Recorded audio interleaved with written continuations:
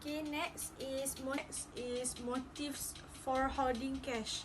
Okay, precautionary balance. Precautionary balance is a cash balance held in reserve for random, unforeseen fluctuations in cash inflow and outflows. They are a buffer stock of liquid assets. The less predictable the firm's cash flows, the larger such balances should be. If the firm has easy access to borrowed funds, its needs for precautionary balance are reduced. For example, airline industry hold a larger precautionary balance because of the high degree of cash flow uncertainty. Okay, that's all. Thank you. Next motive for holding cash is a speculative balance. Speculative balance is a cash balance that enables a firm to take advantage of their burgeoning purchases that might arise in the future.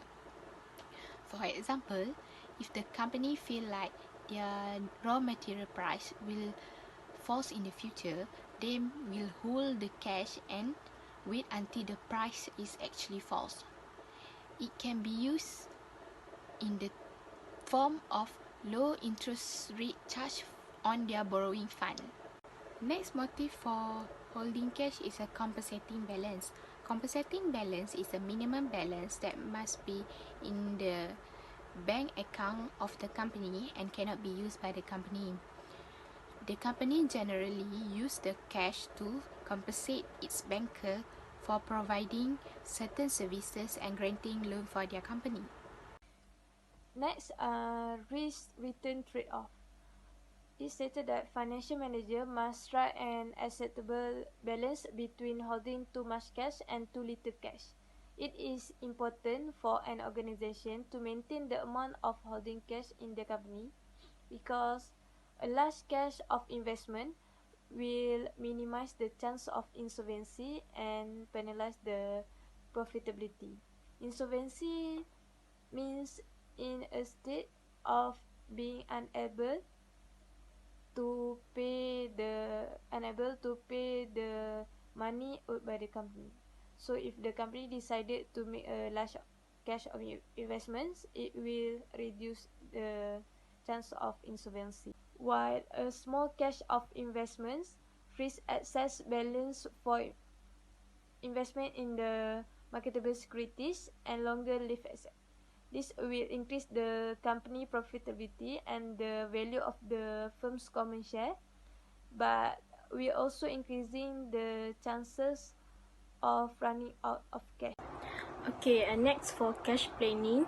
As we know, it is necessary to prepare a statement of firm's plan for inflows and outflows cash, which is known as cash budget.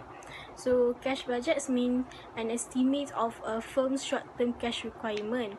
Usually, it covers for one year period. And cash budget indicates whether cash shortage or surplus is expected in the time interval covered by the forecast. Okay, next we move on to management of receipts and payments. First, the receipt, processing and collecting time for the firm both from its customers and to its suppliers. It is the focus of receipts and disbursement management. Next, float. Float is the funds that have been sent by the payer but not yet usable funds for the payee. It is important in the cash conversion cycle because it presents lengthens both the firm's ACP and PDP. Under float has three components. First, mail float. Mail float is a time delay between when payment is placed in the mail and when it is received. Next is the processing float. Processing float is a time between receipt of payment and its deposit into the firm's account. Lastly is a clearing float. Clearing float is a time between deposit of the payment and when spendable funds becomes available to the firm. Assalamualaikum and a very good morning to everyone. So now we will continue to the slide number 34. So in this slide we will cover the techniques for managing float. You all can refer to the textbook, page 138. Before we continue to the points of techniques, so what do you guys know about float? So, float refers to funds that have been paid for but are as yet not usable. Flow consists of three components, that is mail, processing, and clearing float. So first one, mail float, is the length of the time between the mailing of a payment and its receipt, while processing float is the length of time between the receipt of payment and its deposit into the firm's account. And the last one is clearing float. So clearing float is the length of time between the deposit of payment into the firm's account and when the fund can be used. This is based on the time taken for the check to clear. Okay, so now we proceed to the first point, which is speeding up collection. So, according to the slide, speeding up collection reduces customer collection float time and thus reduce the firm's ACP. So ACP stands for average collection period. So this one has been explained by your friends in the previous slide, which reduce the investment the firm must make in its CCC. So CCC stands for Certificate of Completion and Compliance. This can be accomplished by using the logbox system. A popular technique for speeding up collection is logbox system, where payments are mailed to a post office box rather than to the company.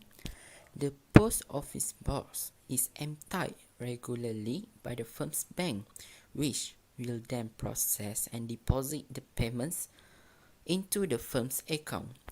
The bank will then electronically transmit or send deposit slips with payment enclosures to the firms for crediting customers' accounts. These boxes are placed near the firm's customers. Logbox reduce mail delay, processing time, and clearing time.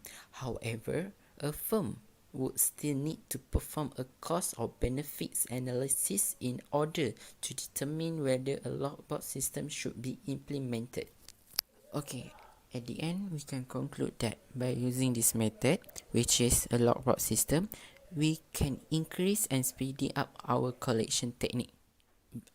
If you have any question or misunderstanding about this topic, you can ask me or you can refer to the textbook page 138 and page 139. I think that's all from me. Thank you. Bye bye.